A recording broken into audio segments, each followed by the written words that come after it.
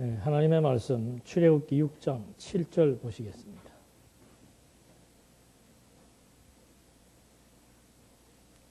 출애굽기 6장 7절.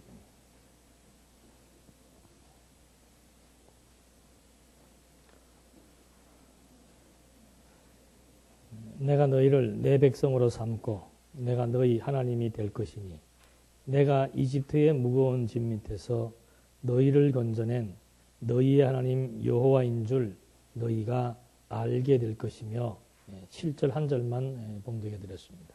6장 7절은 출애굽기의 여절이 되겠습니다. 여절이란 말은 출애굽기 전체를 대변할 수 있는 그런 이제 중요한 구절이 되겠지요. 그래서 이 출애굽기는 백성을 삼으시는 여호와입니다. 백성을 삼으시는 여호와. 창세기는 언약을 세우시는 여호와예요. 그러니까 백성을 삼았다는 것은 근거가 있죠. 왜 백성 삼는가? 백성 삼는 근거는 이미 창세기에서 열조와 세운 언약에서 하나님 당신 백성 삼으시겠다고 약속을 했기 때문에 그 약속을 근거해서 7절 말씀이 그 얘기예요. 그 약속을 근거로 해서 내가 너희를 내 백성으로 삼고 아브라함 불러서 생육하고 번성하라고 말했잖아요. 생육하고 번성되니까 그 다음에 자기 백성으로 삼으신다. 누가? 여호와께서 내 백성으로 삼고 내가 너희 하나님이 될 것이니. 그러니까 이스라엘 백성과 하나님과의 그 관계를 잘 설명해 줍니다. 그러니까 하나님과 이스라엘 백성의 관계가 어떻게 형성되었는가? 그 근거는 하나님의 언약입니다. 생육하고 번성시켜서 큰 민족을 이루어주겠다라고 했던 하나님의 언약에 근거해서 하나님께서 이제 하나님과 이스라엘과의 관계가 어떻게 되는가? 하나님은 이스라엘 백성에게 하나님이 되고 친히 다스려 나가시는 주관자, 보호자가 되고 이스라엘 백성들은 하나님에게 당신의 친백성이 된다라고 하는 이 관계를 설정을 해준 거죠. 그러면서 그렇기 때문에 내가 이집트의 무거운 짐 밑에서 너희를 건져낸 너희 하나님 여호와인 줄 너희가 알게 될 것이며, 그러니까 이스라엘 민족을 번성시키고 애굽에 종살이하던 그들을 해방시켜 놓아서 시내산에 데리고 와서 지금 하는 말씀이에요. 무슨 말을 해주는가? 왜 너희들을 지금 이렇게 큰 민족 삼았고 왜 너희를 해방시켰는 줄 알겠는가? 그것은 너희 열조와 언약을 이루시는 여호와인 줄 알게 하시려고 너희들을 내 백성 삼아서 내가 너희 하나님이 되어서 너희를 애굽의 종살이에서 해방시켜 주었다라고 하는 거. 그러니까 유대인들은 자기 백성들에게 교육을 할 때 가장 그 첫 번째 풀어나가는 신마리가 바로 뭔가?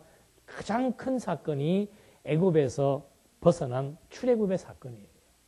그러니까 그 사건을 가지고 왜 하나님께서 우리를 당신 백성 삼으셨으며 왜 애굽에 집어넣었으며 왜 애굽에서 해방시켜서 왜 가나안 땅에 살게 하셨는가? 그걸 설명해 주는 것이 유대인들의 종교 교육의 핵심이죠.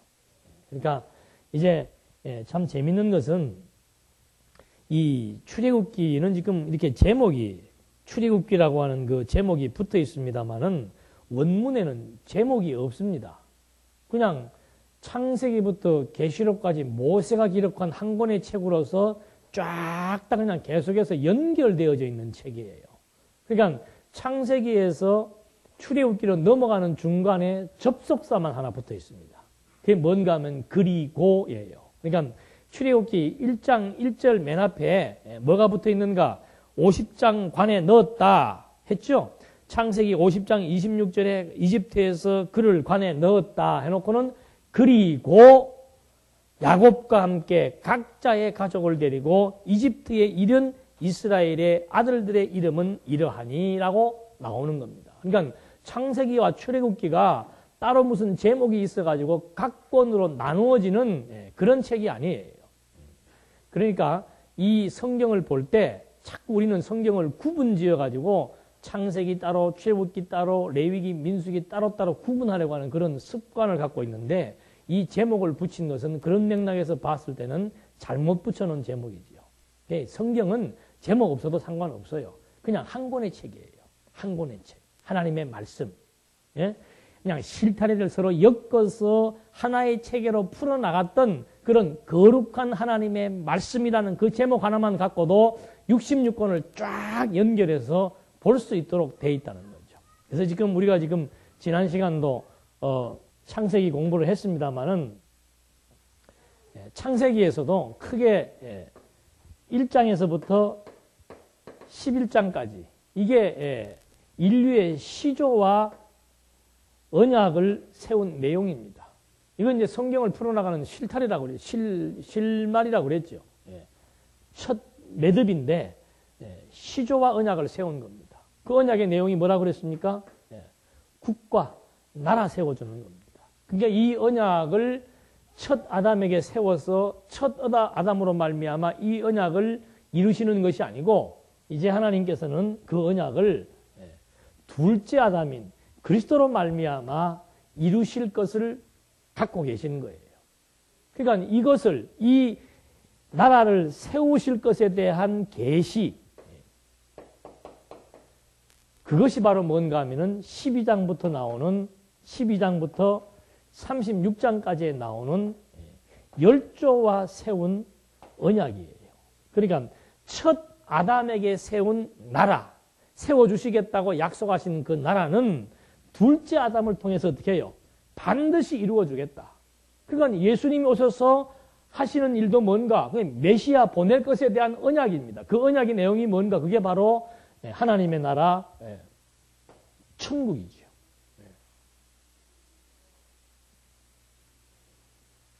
이 천국을 이루어 주실 것에 대한 계시로서 하나님께서 아브라함을 불러서 언약을 세웁니다. 그 언약을 이삭에게 계승을 시킵니다.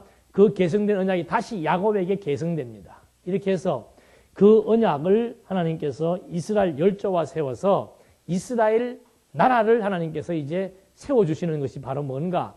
아담을 통해서 세우실 신령한 하나님 나라에 대한 계시며 증거로서 이스라엘 역사가 지금 전개되고 있는 거죠. 그러니까 여기서도 똑같은 언약이 주어집니다. 그 언약의 내용은 뭔가? 바로 나라지요. 그러니까 국민, 이 국민은 아브라함의 씨예요. 그러니까 그걸 지금 보여주기 위해서 아브라함이 결혼을 해서 이스마엘과 이삭을 놓잖아요. 이스마엘은 버립니다. 이스마엘은 사라, 아브라함의 아내를 통해서 얻어지는 자손이 아니기 때문에 버려버리는 거죠. 그래서 계속해서 그 아브라함의 씨를 고르는 것이 이삭, 야곱에까지 나타나는 겁니다. 그러니까 이스마엘과 이삭 중에서 이스마엘을 버리고 이삭을 택합니다. 그 다음에 이삭이 야곱과 에서 쌍둥이를 놓습니다. 거기에서도 에서는 버리고 야곱만 택합니다. 그래서 아브라함의 씨로 말미암아 번성한다는 것을 1차적으로 보여주는 거죠. 그래서 1장에서 36장까지는 그 첫 번째 약속, 두 번째가 국토입니다. 그게 가나안 땅이에요. 하나님께서 지경까지 정해주는 겁니다. 나라가 세워지려면 땅이 있어야 되겠죠. 그래서 가나안 땅을 약속을 해준 겁니다. 세 번째가 국권입니다. 그것은 통치지요.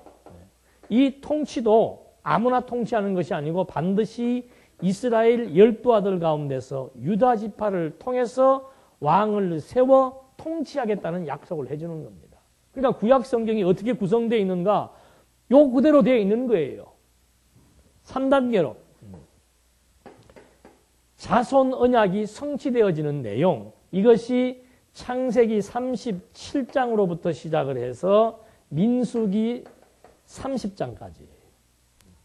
그 다음에 두 번째 약속인 국토지요. 땅 언약이 성취되어지는 내용이 민수기 31장으로부터 시작해서 여호수아 사사기까지. 그 다음에 룻기서부터 에스더까지는 통치 언약 성취가 이루어지는 섭리예요. 그러니까 구약 성경이 쉽잖아요. 역사서가 뭔가? 창세기부터 에스더서까지가 역사서예요. 그 역사서가 왜 쉬운가? 이 원리 그대로 지금 전개되고 있단 말입니다. 그러니까 창세기, 출애굽기, 레위기, 민수기, 신명기, 여호수아, 사사기, 룻기 쫙 되는 내용이 전부 이 세 가지 언약대로 하나의 논리 체계를 구성하면서 전개되는, 일관성 있게 전개되는 논리적인 통일성을 구약 성경이 가지고 있다는 거죠. 여러분들은 전혀 지금 이제 이걸 다 아니까 놀라질 않는데, 제가 처음에 중국 가서 이 얘기를 하니까 중국 목회자들 눈이 이만해지는 거죠. 그런 것이 있을 수가 있겠는가. 목회를 하는 사람들이니까 뭐 성경 어디서 배울 때도 없었고 뭐 신학을 해도 막 한국이나 똑같아요. 한국보다 더 열악하죠. 그런 상황 가운데서 구약의 논리적인 통일성이 있습니다라고 명제를 던지면서 그 다음날 강의를 시작을 하니까 첫 시간 끝나고 나니까는 막 눈들이 이만해지는 거죠. 막 와 소리가 막 저절로 나오는 거죠. 왜 그런가? 성경이 진짜 그래야 된다는 거죠. 통일성이 있어야 된다는 거죠. 왜? 그래야 하나님께서 언약대로 이스라엘의 역사를 통해서 성취하심으로써 내가 여호와인 줄 알 수 있게 되기 때문에. 하나님의 존재를 어떻게 알 수 있는가? 당신 약속대로 이루시니까 알 수 있는 거 아니에요. 약속대로 이루시니까. 내가 있다는 것은 뭐예요? 나를 출생케 한 부모가 있다는 거 아니에요? 부모가 지금 내 눈에 안 보여도 내가 있다는 것 자체가, 부모 있다는 것은 너무도 당연한 거 아니냐 이 말입니다. 그런 것처럼 인간이 존재한다는 것은 바로 뭐예요? 인간을 만드신 창조주가 존재한다는 것이 너무도 자명한데, 그걸 이제 우리가 이런 자연 계시, 일반 계시를 통해서 알 수가 없으니까 하나님께서 특별 계시인 성경을 통해서 어떤 원리, 당신이 언약하고 언약대로 이루어 주시는 그 원리를 통해서 봐라 이 말이죠. 나타난 역사가, 나타난 세계가, 나타난 인생이 바로 내가 만들고 내가 섭리한 결과물이다. 어떻게? 약속대로 이루신 섭리의 결과물이다. 그 약속의 근간은 무엇인가? 그게 하나님의 뜻이며 작정이며 계획인 로고스다. 이렇게 전개되어지는 성경 계시 내용을 통해서 하나님의 존재 확정이 되니까, 와, 어떻게 이 세계 역사가, 이 우주가 하나님의 뜻에 의해서 하나님의 언약대로 하나님의 능력으로 성취될 수 있겠는가? 거기에 여호와의 영광을 찬송하게 되고 그 능력의 크심이 어떠한 것을 알게 되니까 그분을 의지하게 되고 그분의 섭리의 패턴을 읽게 되니까 미래에 대한 염려나 근심이나 걱정을 하지 않고 정말 무엇이 가장 가치로운 것인가를 쉽게 깨닫고 발견해서 가장 가치로운 존재자, 여호와 하나님의 기쁘신 뜻을 추구하며 살아간다는 것에 우리의 삶의 초점도 함께 맞추어지게 된다는 거죠. 지금 그대로 지금 설명되어지는 겁니다. 우리 36장까지 공부했고 37장으로부터 창세기 50장까지 공부했잖아요. 그러니까 지금 우리가 공부하는 출애굽기 내용은 자손 언약이 성취되어지는 섭리인데 요게 이제 창세기 37장으로부터 민수기 30장까지 해서 전개되고 있다는 거죠. 어떻게 전개되는가? 첫 번째, 언약 자손의 번창입니다. 자손 언약이 성취되려면 반드시 언약 자손이 어떻게 해야 돼요? 번창해야 되죠. 생육하고 번성하고 땅에 충만할 것을 약속해 준 겁니다. 아브라함에게 불러서 약속하기를 내 씨가 바다의 모래처럼 많아질 것을 약속한 겁니다. 자식도 없는 아브라함을 불러서. 근데 그 약속대로 언약 자손이 번창하는 그런 역사가 이스라엘의 역사를 통해서 생생히 지금 우리 눈에 증언되고 있고 실증되고 있는 거죠. 이거 하나만 공부해도 와, 진짜 하나님은 여호와시구나. 그러니까 출애굽기 6장 7절에 그 말 해주는 거예요. 이스라엘 민족이 생육하고 번성되어진 결과만 가지고도 70명이 애굽으로 내려와서 장정만 60만으로 번성하는 것 이거 하나만 가지고도 와, 진짜 하나님은 여호와이시구나. 그걸 알 수 있는데 이거 하나뿐만이 아니잖아요. 지금 이게 완전히 진짜 파노라마예요. 파노라마. 그 지금 이번에도 그 선교대 장안중앙교회 선교대 보니까 필리핀에서 온 선교사님도 그 얘기 하잖아요. 어디에 다 놀라는가? 여기에 다 놀라는 거예요.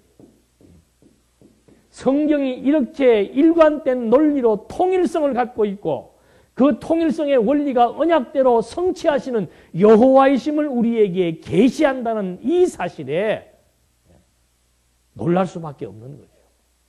막연하게 하나님은 살아 계실 것이라고 했는데 진짜 이렇게 역사를 통해서 우리에게 입증된다는 사실 앞에 우리의 마음이 뜨거워질 수밖에 없다는 얘기죠. 그래서 지금 그대로 창세기 37장으로부터 시작을 해서 출애굽기 18장까지가 언약 자손이 번창하는 내용입니다. 언약 자손을 번창시키려고 창세기에서는 자손을 보호하는 거죠. 어디에서? 범죄와 흉년 가운데서 보호하고 형통케 하시는 겁니다. 왜? 언약 자손을 번창시키려고. 그게 창세기의 37장에서부터 50장까지의 내용이었어요. 이 언약 자손을 범죄로부터 보호하고 흉년으로부터 형통케 하셨는 거. 그게 왜 그렇게 하셨는가? 언약 자손을 번성케 하기 위해서. 그 다음은 두 번째 출애굽기 1장으로부터 출애굽기 18장까지의 내용이 뭔가? 그런 번성을 이제 더 생육하게 만들어 나가는 겁니다. 이스라엘 백성들을 흉년과 범죄로부터 보호하고 형통케 해서 애굽으로 갖다 놨지요. 그 다음에 그 애굽에서 뭐 하는가? 이제 실제로 생육하고 번성하는 내용입니다. 생육하고 번성한 다음에 애굽의 권세에게 도전을 시키는 거예요. 하나님께서. 그게 출애굽기 1장으로부터 18장까지 나오는데 생육하고 도전하고 그 다음에 해방과 승리를 얻게 되는 거. 이것이 출애굽기 1장으로부터 18장까지의 내용이에요. 그러니까 어떻게 생육하고 번성시키는가? 애굽의 학대 가운데서 하나님이 하시는 일을 보게 할 때는 이 상대적인 피조세계이기 때문에 어두움, 아주 칠흑같이 어두운 가운데서 빛이 드러나야 그 빛의 명도에 대해서 정확하게 파악할 수 있는 거죠. 와, 밝다라고 하려면은 밝은데 이 불 켜봐야 밝은 줄 모릅니다. 깜깜할 때 불을 켜야 진짜 밝다는 사실을 알 수 있는 것처럼 생육하고 번성하는 환경도 이건 말할 수 없는 핍박과 아주 잔혹한 고역에 시달리는 그런 어려운 가운데서 이스라엘 민족들이 자꾸 자식을 더 생산하게 됩니다. 그런 다음에 그 어마무시한 애굽의 권세에 도전시키시는 하나님. 백전백패예요. 다윗과 골리앗과의 싸움. 이 노예로 살고 있던 유대인과 애굽이라고 하는 그 당대의 가장 막강한 권력과 세력을 지니고 있는 그 이집트와의 싸움은 백전백패란 말입니다. 근데 하나님께서 그런 세력에게 도전을 시키고 결국 하나님의 능력으로 그들을 애굽의 권세로부터 해방시켜서 승리하게 하시는 하나님의 섭리 역사. 왜 그렇게 했는가? 그게 바로 6장 7절의 말씀의 내용이라 이 말입니다. 내가 너희를 이렇게 생육하고 번성시켜 애굽의 권세에 도전케 한 다음에 해방시켜 승리하게 하신 이유는 나는 바로 너희의 하나님이 되고 너희는 내 백성이 된다라고 이미 열조와 세운 언약을 이루시는 여호와이신 것을 알게 하시려고 이스라엘의 민족의 역사를 내가 그렇게 지금 섭리해 왔다 이 말입니다. 그리고 하나님께서 벌써 이 모세 이전에 피라밋이 만들어진 거 아닙니까? 피라밋을 만들 정도의 나라라 할 것 같으면은 어마어마한 나라예요. 과학도 경제도 군사력도 막강하지 않으면은 그런 걸 할 수가 없단 말입니다. 그렇게 대단한 나라 하나님이 미리 준비해서 막강한 세력으로 키워놓으신 이유가 뭔가? 자기 백성들을 훈련시켜서 하나님의 언약이 어떻게 이루어지는 것을 생생히 깨닫게 해주기 위해서 말씀에 굳세게 하기 위해서 그래서 지금 이 섭리를 해나가신 거라 그 말입니다. 그러니까 출애굽기 1장에서 18장 내용은 아주 그냥 읽어만 보면 됩니다. 아, 하나님께서 언약대로 자손을 번창시켜 나가시는 내용이구나. 그렇게 번창시켜 나와서 이들을 승리하게 한 다음에 애굽에서 홍해바다를 건너 시내산에 딱 데려왔습니다. 데려와서 뭐 하는가? 이제 그들에게 시내산에서 언약을 수립하는 내용입니다. 왜 언약을 수립하시는가? 그것도 마찬가지예요. 내가 언약대로 너희를 번성시켜서 언약대로 너희들로 하여금 가나안 땅을 정복하게 하실 하나님 여호와인 것을 잊어버리지 않고 생각나게 해주기 위해서 시내산에서 언약을 두 차례에 걸쳐서 수립해 주는 거죠. 한 번 세워주니까 백성들이 이 여호와를 신뢰하지 못해가지고 아론을 위시해서 그냥 막 금송아지 만들어 놓고 우상 섬기면 난리가 난 거예요. 그러니까 하나님께서 화가 나서 모세가 화가 나가지고 십계명 돌판을 깨부셔 버리니까 하나님이 다시 십계명 돌판을 또 만들어 주어서 다시 또 언약을 수립하게 해서 이때부터 이스라엘 민족에게는 이제 성문법, 문서화해서 만들어 놓은 법이 이때 주어지는 거란 말입니다. 그 율법을 통해서 이스라엘 민족들은 하나님이 어떤 분이신 것을 잊어버리지 않고 기억나게 하는 아주 여호와 계시를 위한 도구로서 이 시내산에서 율법을 주시는 거죠. 이게 출애굽기 19장으로부터 시작해서 출애굽기 19장에서 레위기까지의 내용이에요. 그러니까 레위기서, 출애굽기서가 다 뭔가 하나님께서 언약 자손을 번창시켜 주시겠다는 그 약속대로 자손이 번창해서 이루어지는 섭리 역사인데, 첫째는 언약 자손들이 번창을 합니다. 두 번째는 번창된 백성들에게 당신을 잊어버리지 않고 기억나게 해주고, 당신 백성과 이방 백성을 어떻게 하기 위해서? 구별하기 위해서 율법을 주시는 거예요. 율법의 내용들 보면은 전부 먹는 거, 입는 거, 식생활 또는 그들의 종교생활, 사회생활 모든 것들이 이방인들과 완전히 차별하게 만들어 놓은 거란 말입니다. 그러니까 성별이 뭔가, 거룩한 구별이 뭔가, 하나님께서 자기 백성과 아닌 백성을 나누어 놓은 거예요. 이미 벌써 열조와 언약을 할 때 아브라함의 씨가 아니면은 하나님이 친백성이 아니에요.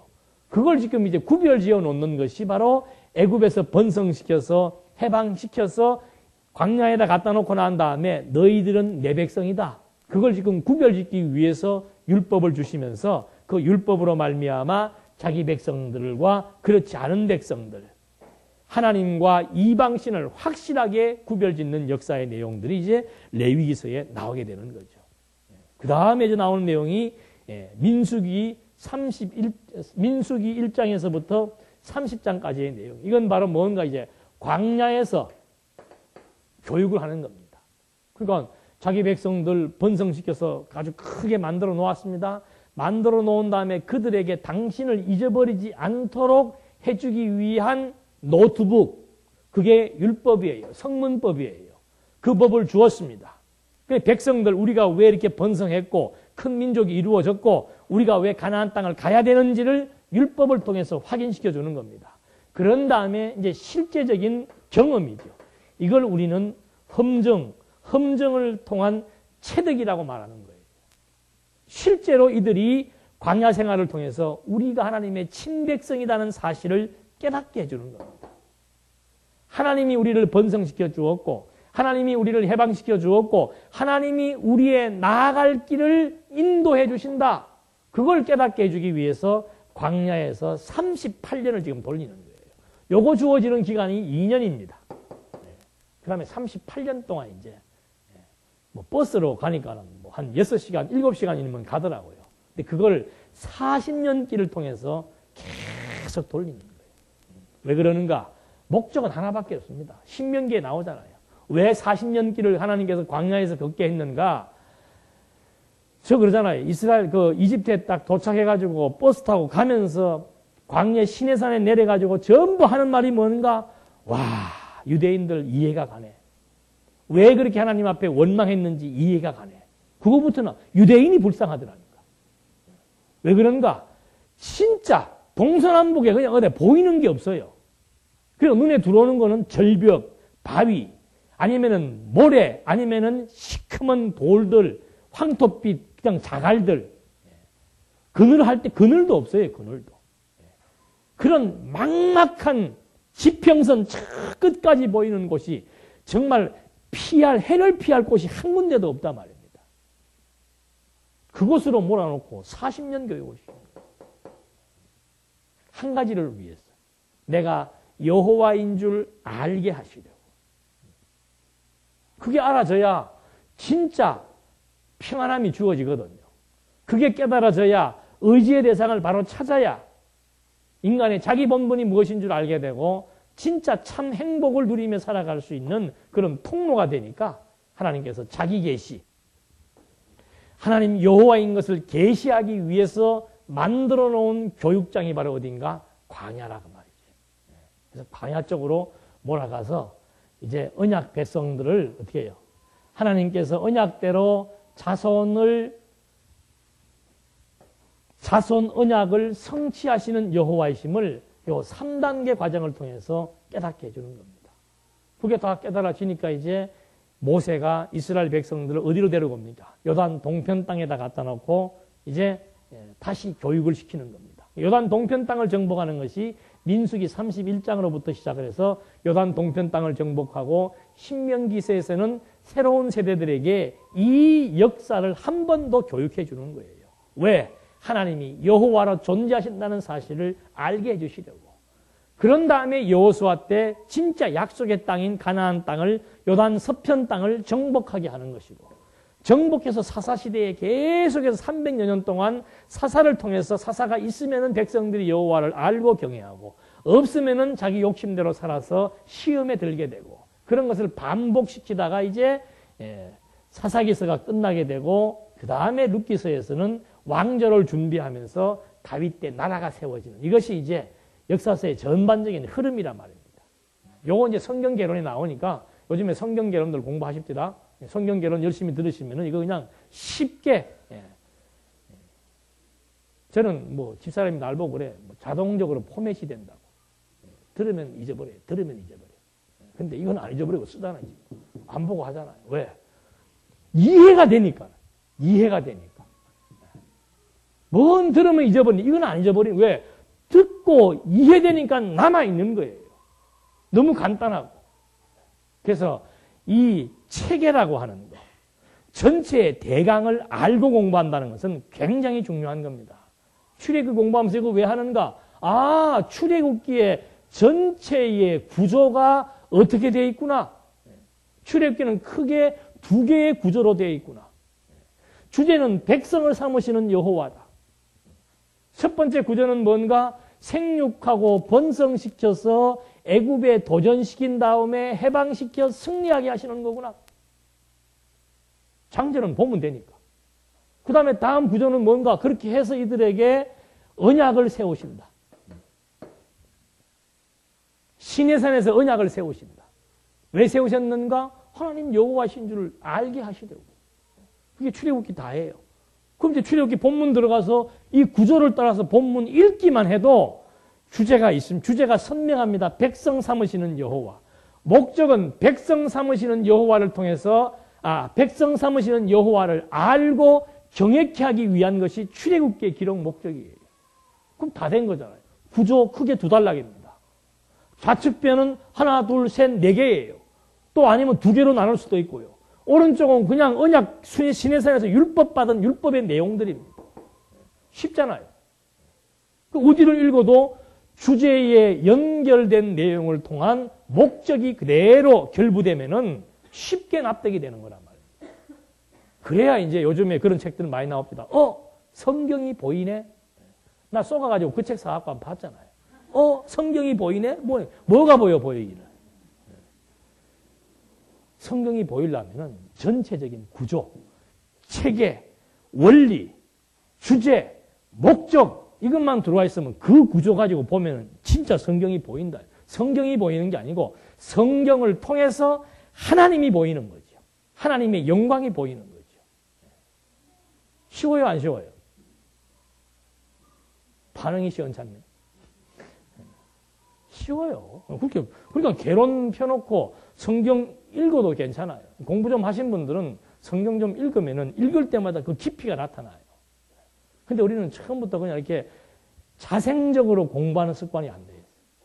너무 처음부터 쉽게만 해가지고 매 그냥 막 하도 안 하니까. 하도 공부도 안 하니까 그냥 막 MP3니 뭐니 해. 귀에다가 막 꽂아서 듣기만 들어라. 그러니 뭐 듣기만 듣고 나니 그다음부터는 보는 거는 안 하려고 그런다니까. 우리는 성경 보면 일반인들은 성경 보면 안 되는 줄 알아. 교인들은. 목사만 성경 봐야 되는 줄 알아. 아니에요. 아니 구조와 체계가 있는데 보면 볼수록 와 하고 얼마나 상세하게 나와 있는데. 성경도 좀 봐야 되고. 공부하는 방법은 쉬워요. 이렇게. 전체적인 구조, 본문 내용 파악. 그러기 위해서는 성경을 공부해야 되지요. 이제 서론 시간에 제가 좀 다른 말씀도 좀 드릴게요. 성경 공부하는 데 있어서 지난번도 누가 그런 얘기를 해요. 아, 그거 뭐 성경 개론 보니까 60시간입니다. 그 무슨 뜻이에요? 아, 어떤 거는 80시간이에요. 그거 어떻게 다 들어? 그럼 그것을 못 들으면 66권은 몇 시간이에요? 그렇게 계산하니까는 진리죠. 시간부터 계산하니까 진리죠. 근데 어떻게 들을 수가 있는가? 누가 나한테 한번 물어보십시오. 어떻게 들었냐고. 재밌어서 들은 거예요. 그냥 들으면 재밌어요. 재밌으니까 그냥 빠져들어가는 거예요. 아, 나 66권을 해야 되겠다. 뭘 어떻게 그거 필요 없습니다. 그냥 들으면은, 귀 있는 자는 들으면 재밌습니다. 재밌으니까 계속해서 듣다 보니까는 66권을 다 듣게 되는 거예요. 성도대학 졸업하기 위해 듣는 게 아니고. 듣고 나면 그 다음에는 또 다른 방법의 공부가 있지요. 성경 신학 개론도 있고, 뭐 성경적 기독교도 있고, 가치론도 있고, 행복론도 있고, 또 들으면 신학적으로 이제 이렇게 교리적으로 나눠놓은 게 있단 말입니다. 그것도 들으면 그것대로 또 재미있습니다. 또 신학 연구원 들어오면은 칼빈 기독교 강요도 있고, 뭐 성경 신학 개론도 있고, 교회사도 있고, 뭐 교회 신학도 있고, 다 또 있어요. 그것도 들으면 재밌으면 들으라 이 말이에요. 뭘 하기 위해 듣는 게 아니고. 그 다음에 듣고 나면은 아, 이건 맨날 일방적으로 듣는 공부는 재미없다. 그럼 어떻게 할까요? 우리 세미나 좀 하십시다. 세미나도 재밌어요. 그것도 공부해야 하는 방법입니다. 그럼 당신들이 과제 맡아가지고 열심히 집에서 메모하고 또는 뭐 고찰을 하든지, 제일 처음에 세미나도 고찰하는 거 아니에요. 본문 책의 내용에 대한 고찰이에요. 아, 이 내용이 무슨 내용인지를 파악하는 겁니다. 파악하다 보니까 내가 뭘 모르겠다, 이해가 안 간다, 서로 묻고 답할 수 있는 거죠. 그게 세미나입니다. 두 번째는 또 뭔가 비판적으로 고찰하는 거예요. 아, 이 책을 보니까 이 책은 무슨 문제가 있고 무슨 문제가 있는데 이 문제를 어떻게 해결할 것인가? 그 다음에 세 번째는 성경 신학적인 정리입니다. 성경 신학적으로 그 다음에는 뭐 기독교 생명론을 쓴다든지, 기독교 문화관을 쓴다든지, 기독교 뭐 교육관을 쓴다든지, 그렇게 해서 성경 신학적으로 하나하나씩 정리해 나가는 거죠. 그러니까 공부로 치면은 얼마나 행복합니까, 여러분? 죽을 때까지 해야 될 과제가 있다는 거. 저는 그 생각만 하면 참, 야, 하나님께서 참 사랑하신다. 죽을 때까지 해야 될 일이 있는 거예요. 죽는 순간까지 할 수 있는 공부가 있고 과제가 있다는 거. 얼마나 행복해요. 이게 우리의 일 아닙니까? 저만의 일이 아니고 이거 우리의 일 아니냐 이거죠. 죽을 때까지 할 수 있는 일이 있는데. 무슨 공원이에요, 여기 나가면? 파크호텔 옆에 있는 공원이 무슨 공원이에요? 망우공원. 그 망우공원에 가 장기 뜨는 거나 구경하고.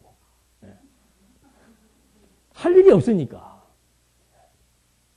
왜 할 일이 없어요? 왜 할 일이 없어요?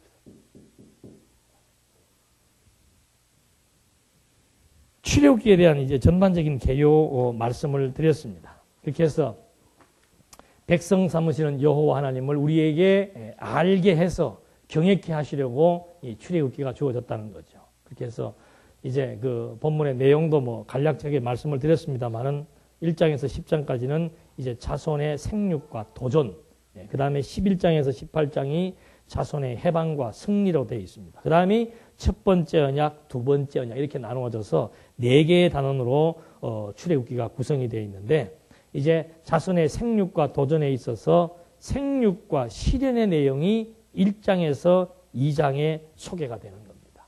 이스라엘 민족들이 생육하고 번성하고 그 다음에 시련받는 내용들이 소개가 되는 거죠. 그러니까 하나님께서 이 자손 언약을 이루어 주시려고 애굽으로 내려간 70명을 이제 애굽에서 번창시키는 내용이 출애굽기 1장에 소개가 되는 겁니다. 그러니까 우리 성경책 펴면은 왼쪽에는 창세기 50장 끝 나와 있고 오른쪽에는 출애굽기 처음 나와 있죠. 창세기 50장 26절에 있는 내용을 읽고 그리고 이제 보십시다. 야곱과 함께 각자의 가족을 데리고 이집트에 이른 이스라엘의 아들들의 이름은 이러하니, 쭉 이스라엘에 내려온 명단을 소개해 줍니다. 46장인가 8장에서는 12아들들에 대해서 야곱이 축복한 내용이 나오죠. 각자가 축복한 내용이 나오는데 여기서는 이제 그 이스라엘 아들들의 명단을 지금 1절로부터 소개하는 내용이 나오죠. 한번 보십시다. 뭐 쭉 나와서 5절에 야곱의 허리에서 나온 사람들이 모두 70명인데 그때 요셉은 이집트에 있었다. 요셉과 그의 모든 형제들과 그 시대 사람들은 다 죽었고 이스라엘 자손은 생육하고 번성하여 수가 많아지고 매우 강하여 그 땅을 가득 채웠다. 그러니까 70여 명이 이제 애굽으로 내려와서 그 다음에 얼마나 생육이 중다했으면은 애굽 땅, 이집트 땅을 그냥 유대인들로 꽉 채워버린 거예요. 그러니까 얼마나 이 애굽의 입장에서 봤을 때는 불안하겠습니까? 두 가지 불안 요소가 있는 겁니다. 첫째는 이들이 이집트에 반항할까봐 무서운, 노예들이 대모할까봐 무서운 거고, 두 번째는 노동력을 잃어버릴까봐 무서운 거예요. 그때는 노동력이 재산입니다. 그러니까 그 엄청난 노예들을 데리고 있는데 그 노예들이 요즘으로 말하면 뭐 노사 항쟁을 벌일까봐 무섭고, 두 번째는 노동력을 잃어버릴까봐 무서운 그런 이제 입장에 애굽이 처하게 되는 거죠. 그래서 이스라엘 백성들이 여기서 지금 이제 생육하고 번성하여 수가 많아졌다는 것. 이게 바로 하나님의 언약대로 이루어진 산 증거를 보여주고 있는 내용이죠. 그러니까 어떻게 수가 많아졌는가? 하나님의 능력으로 번창한 거예요. 그 내용이 이제 그 다음에 소개됩니다. 어떻게 하나님의 능력으로 번창했는가? 생육하고 번성을 했는데 어떻게 하나님의 능력으로 번창했는가를 알 수 있는가? 그게 이제 그 다음에 나오기 때문에 그때 이제 그걸 알게 해주기 위해서 유대인들이 자손을 번창시킬 때 시련을 겪는 내용들이 함께 소개가 되는 거죠. 그래서 8절에 보니까 그때 요셉을 알지 못하는 새로운 왕이 이집트에서 일어나서 그의 백성에게 말했다. 자, 이스라엘 자손의 백성이 우리보다 많고 강하니 우리가 그들에게 지혜롭게 대하자. 그렇지 않으면 그들이 번성하고 전쟁이 일어날 때 우리의 대적들과 합세하여 우리와 싸우고 이 땅에서 떠나갈 것이다. 걱정되지요. 이거 지금 우리가 지혜롭게 다스리지 못하면 유대인들이 완전히 전쟁 붙게 되면 우리보다 수가 더 많으니까 우리가 질 수도 있다는 얘기입니다. 그리고 그들이 떠나갈 줄도 모른다. 노예를 잃어버린다는 겁니다. 그러니까 사람이 어디에서 약해지는가? 숫자에서 약해지는 거예요. 하나님 모르면은 수가 많아질 때 거기에서 위협을 느끼고 수가 많아질 때 자고해지는 겁니다. 하나님 모르는 이 애굽에서야 당연한 이치지요. 수가 많아지는 거 보니까 위협을 느끼고 그들의 노동력을 상실할까 봐 두려움이 생긴 겁니다. 11절. 그러니까 이제 그들의 대책이 뭔가? 이집트 사람들이 그들 위에 감독관들을 세워 힘든 노동으로 그들을 괴롭게 하고 바로를 위한 국고성인 비돔과 람셋을 건축하게 했다. 그러나 이집트 사람들이 그들을 억압하면 할수록 그들이 번성하고 창성하므로 이집트 사람들이 이스라엘 자손들을 두려워하였으며 이스라엘 자손들에게 일을 더욱 혹독하게 시켜 힘든 노동 곧 흙 이기기와 벽돌 굽기와 각종 밭일로 그들의 생활을 괴롭게 하였으며 그들이 시키는 모든 일이 더욱 혹독하였다. 그러니까 자식 못 낳게 하려면 어떻게 해야 돼요? 몸 피곤하게 해가지고 집에 가자마자 골아 떨어지게 하면 될 거 아니에요. 그러니까 막 일을 엄청나게 가혹하게 시킨 거예요. 시간이 지나가면 지나갈수록 더욱더 일을 가혹하게 시킨 거죠. 하나님이 하시는 일은 이렇게 섭리해 나가는 겁니다. 하나님 여호와이신 것을 하나님 여호와, 하나님께서 언약대로 언약 자손을 하나님의 언약대로 하나님이 생육 번성시켰다는 것 알게 하시려면은 도저히 불가능한 환경 속에 집어넣는 거예요. 절대 일반 상식으로는 자식을 많이 생산할 수 없는 그런 여건 속으로 집어넣는단 말입니다. 그런 가운데서도 자꾸 자식이 번성하니까 이집트 사람들은 보면 두려움이 생기는 것이고 유대인들에게는 야 진짜 이거 아무리 생각해도 이상하다. 노예가 먹으면 뭘 얼마나 잘 먹겠습니까? 어떤 사람들은 또 이런 거 보면 그거 연구할 줄도 몰라요. 유대인들이 그렇게 고난을 받으면서도 자식을 놓을 수 있었다? 뭘 먹었을까? 그렇잖아요. 하나님은 그게 아니에요. 다니엘이 채소만 먹어도 얼굴에 윤기가 나오고 이번에 그 나미비아 갔다 오신 목사님, 나미비아 사람들은 원주민들이 주식이 부식은 없고 그냥 주식 부식할 것도 없고 뭐 먹고 사는가? 옥수수 갈아가지고 죽을 하루에 2끼 먹고 산답니다. 근데도 몸에 예? 기초대사량이 풍부할 수 있는 지방질은 없어요. 우리는 지방질 빼려고 고민하지만 그 사람들은 지방질 없이 전부 근육만 있어요. 몸이 탱탱해요. 옥수수 가루 죽만 2끼씩 먹고 살아도 몸이 탱글탱글 하더라니까. 그러니까 이 들어오는 음식 가지고 너무 연연하지 마시라고. 예? 아, 이거는 뭐 비타민 C가 많고 이거는 뭐 어디에 좋으면 뭐예요. 예. 여기 망가지면 아무리 좋은 거 먹어도 소용없다니까요. 좀 덜 먹어도 마음 평안하면은 좀 덜 먹고 부실하게 먹어도 얼마든지. 요즘 조금 얼굴이 좀 나아 보이지 않습니까? 2끼 먹는다니까. 그러니까 입으로 들어오는 게 중요한 게 아니고 머리로 들어오는 게 중요한 거예요. 머리로 들어오는 게. 지금 유대인들도 지금 하나님께서 그거 지금 확증시켜 주는 겁니다. 내가 한다. 나는 여호와이다. 어째서 내가 언약한 대로 내가 너희들 생육번성시킨다. 봐라 이 말입니다.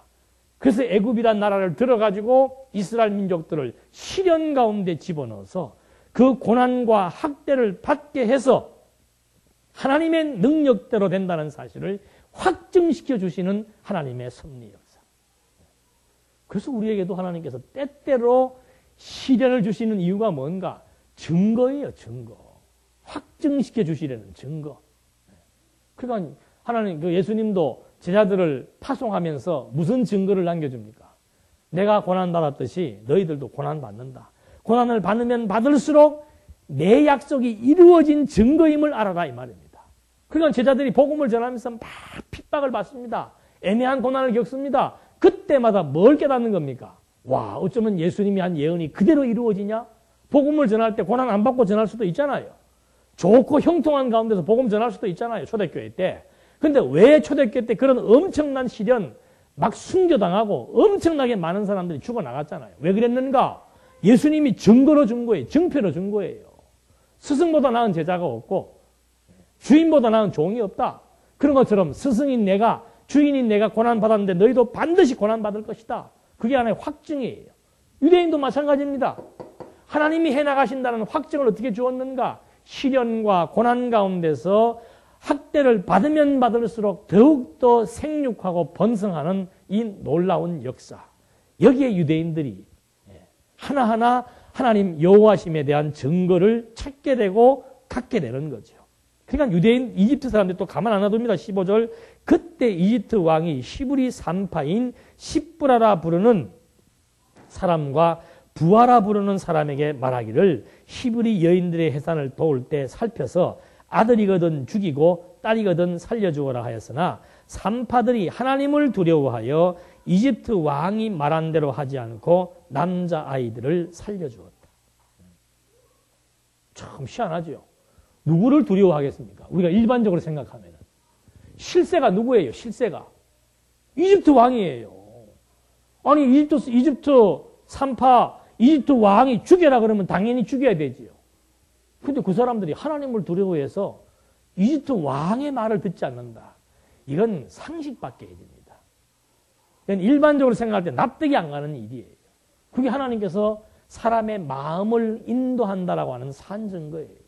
하나님을 두려워하는 마음을 갖게 하는 거. 지난번에도 보니까는 그 하얼빈, 이번에 오신 저 조선족 목회자, 목사님은 아주 젊더만요. 그분이 어디서 목회하는가 하면 그분이 지금 목회하는 지역이 소련의 인접 지역이랍니다.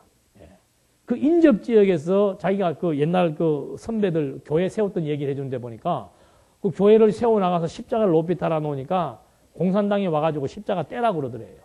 그래서 자기는 우리 교회는 십자가 붙이는 거는 우리 마음대로 붙여도 띄는 거는 우리 마음대로 못 띈다. 그건 하나님이 띄시는 일이니까 우리는 모르겠다. 그러니까 공산당이 그 십자가를 띄지를 못하더랍니다. 무서워가지고. 그래서 나중에 철거를 해야 되는데 철거할 때도 다른 데는 다 철거했는데 교회만 철거를 못하고 있대요. 왜 그래 물어봤더니 저거를 띄어야 되는데 네가 와서 기도하고 난 다음에 띄겠다 이거지. 마음을 누가 주장하는가. 그게 제가 그러잖아요. 사람 마음을 내가 바꾸려고 할 필요도 없고 사람 관계 내가 막 얽히고 설켜가지고 어떻게 풀어나가신가 걱정 근심할 것도 없고 고약한 사람부터 주어갖고 학대받게 하는 것도 하나님이시고 그 사람의 마음을 풀어서 하나님을 두려워하도록 마음 갖게 하시는 분도 하나님이시고 너무도 분명하잖아요.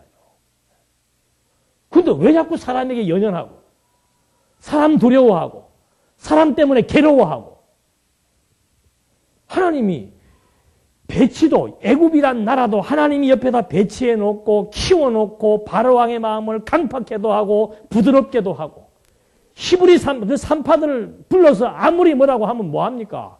산파들이 바로왕의 명령을 듣지 않고 하나님을 두려워하는 마음을 갖게 되었는데, 그게 하나님이 하시는 일이에요.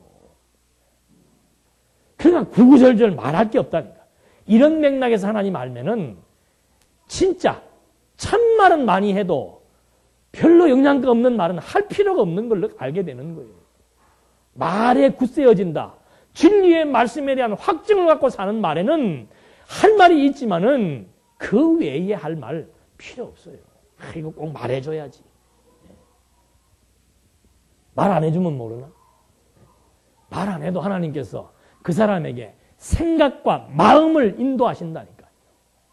해야 되겠다는 생각과 마음이 들면 할 것이고, 그런 마음을 하나님이 안 주시니까 못하는 거고. 근데 왜 자꾸 잔소리하냐? 그게 잔소리예요. 잔소리하지 말아요. 하나님 알면은 잔소리할 필요가 없다니까. 바로왕이 산파 불러갖고 그 잔소리 아니에요. 바로왕이 산파 불러서 사내 아이들 죽여라. 그런 잔소리 필요 없다니까요. 하나님이 다 알아서 마음을 주장해 나가신다라고 하는 거. 아이고 저걸 그냥 놔도. 그래서 하나님께서 하나님 어떤 분이신 줄 알게 하시려는 섭리 역사. 히브리 산파들이 왕의 말한 대로 하지 않고 하나님을 두려워해서 남자아이들을 살려주었습니다. 18절. 그러자 이집트 왕이 산파들을 불러 그들에게 말하기를 어찌하여 너희가 이를 이렇게 하여 남자아이들을 살려주었느냐라고 되물었지요. 산파들이 바로에게 히브리 여자들은 이집트 여자들과 같지 않고 건강하여 산파가 그들에게 도착하기도 전에 아이를 낳았습니다라고 말하였다. 그러니까 변명거리, 핑계거리도 하나님께서 다 그때그때 이렇게 지혜롭게 주신다니까요. 아니 이런 말 어떻게 할 생각이 났겠어요? 너 왜 살려두었어? 하면 아무 말도 못 해버리면 죽는 거 아니에요. 근데 하나님이 그때 또 지혜 주시는 거라. 뭔 히브리 여인하고 이집트 여인하고 다르겠어요. 다르기는. 다 똑같지. 그렇게 하나님께서 말할 수 있는 지혜를 주는 겁니다. 20절. 하나님께서 산파들에게 은혜를 베푸셨으며 이스라엘 백성이 번성하여 매우 강하게 되었다. 그러니까 산파들로 하여금 두려운 마음도 하나님이 갖게 하고 산파로 하여금 바로왕 앞에서 당당하게 답변할 수 있도록 믿음을 주신 것도 이게 다 하나님의 뭐예요? 은혜라고 지금 성경이 말하고 있지 않습니까? 그러니까 하나님이 하시는 일 분명히 알게 되면은 구구절절히 뭐 변명할 것도 없고 이유될 것도 없고 부탁할 것도 없고 매달릴 것도 없고 하나님 중심적으로 하나님의 말씀을 통해서 말씀에 의한 위로받고 살면은 그 당당함이 우리의 삶 속에서 하나님이 어떤 분이신 줄 말에 굳세게 되어지는 역사를 험증하게 해준다 이 말입니다. 이게 하나님이 해나가시는 일이에요. 이렇게 해서 21절 산파들이 하나님을 두려워하였으므로 하나님께서 그들의 집을 흥황하게 하셨다. 바로가 자기의 모든 백성들에게 명령하여 말하기를 히브리의 남자아이들이 태어나거든 모두 강에 던지고 여자아이들은 모두 살려주어라고 하였다. 이제 갈수록 이 학대의 농도가 짙어지는 거죠. 근데 걱정할 것도 없어요. 사내 아이들 다 죽이라고 명령한다고 해서 다 죽는 것도 아니고 그런 하나님의 시련이 쫙 내려온다는 점점 강도가 강해진다는 것은 이제 그 다음에 뭐예요? 어둠이 깊어질 때 하나님의 뭐가 나타나는 겁니까? 능력이 극대화되어지게 나타나는 역사를 경험하게 되는 거예요. 이런 학대가 더욱더 심해지니까 이스라엘 백성들의 마음이 하나로 결집하게 되고 여호와를 찾게 되고 여호와의 능력이 나타나게 되고 그래서 백성들이 결국에 가서는 이런 어마무시한 권세에 도전할 수 있는 담력이 생기게 되고 하나님의 능력으로 이들을 해방시켜 나가시는 섭리 역사. 해방의 감격을 맛보려면은 엄청난 시련과 절박함과 불가능한 환경 속에 들어갔을 때 해방을 경험해야만 이 일은 여호와의 하신 일임이 너무도 분명하게 경험하고 고백할 수 있는 그런 신앙이 형성된다는 것을 우리는 이제 이스라엘 백성들이 생육이 중다해지는 과정을 통해서 확인할 수 있었던 것입니다. 기도하시겠습니다. 은혜가 풍성하신 하나님 아버지, 하나님은 정말 언약대로 이루시는 여호와이심이 분명하다는 사실을 우리는 이스라엘의 역사, 초기 고대 역사를 통해서 또 한 번 확인해 보았습니다. 70명이 이주해서 생육이 중다해지는 놀라운 역사를 실제로 보게 하셨고, 그런 역사 가운데서 바로왕의 강팍함으로 말미암아 이 민족을 살해하려 하지만 하나님의 은혜가 이 살해를 막게 하시고 하나님의 능력이 이들의 강포함을 꺾으셔서 하나님의 언약대로 하나님의 언약 백성이 해방되어지는 역사를 우리들로 하여금 깨닫게 하시니 감사드리며, 우리의 삶 속에서도 이스라엘 민족과 함께했던 하나님의 은총이 끊임없이 지속되기를 예수님의 이름으로 기도드립니다. 아멘.